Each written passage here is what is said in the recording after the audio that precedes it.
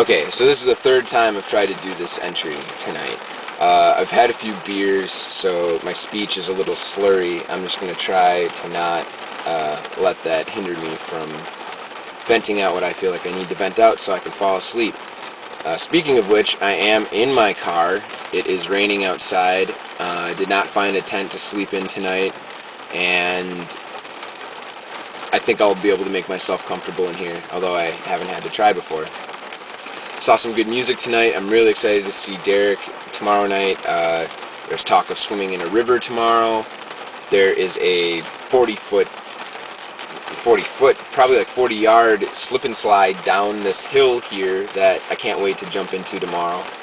And, I feel good. I feel good being around new people and new energy and everything. But the reason I'm making the entry is because I'm having some other troubles, and at 3 in the morning I don't really want to call any of my friends and wake them up. But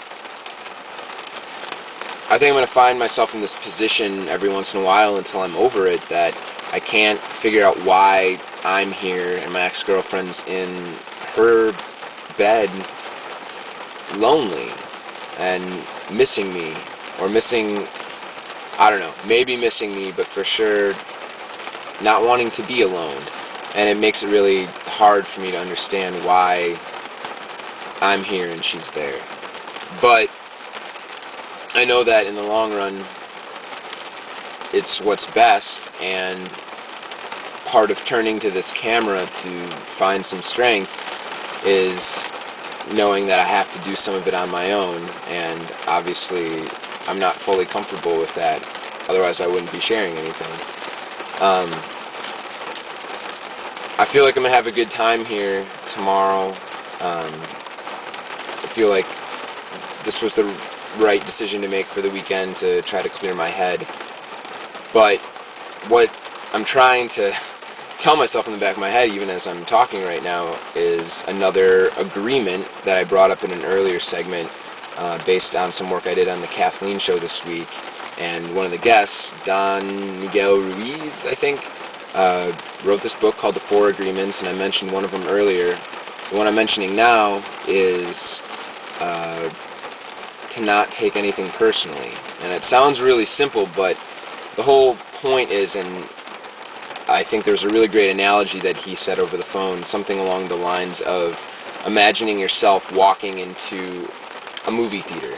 Maybe that movie theater has, I don't know, you kind of got to give it X amount of screens for X amount of people in your life. The point is when you go into each of those rooms and watch that person, you're watching their life on the screen. And their life involves a lot of characters, and you're probably one of them.